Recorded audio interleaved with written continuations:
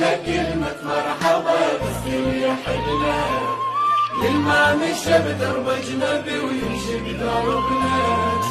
للما يغير موقفه وما ينسى ناسه، شايل عراقي يتفخر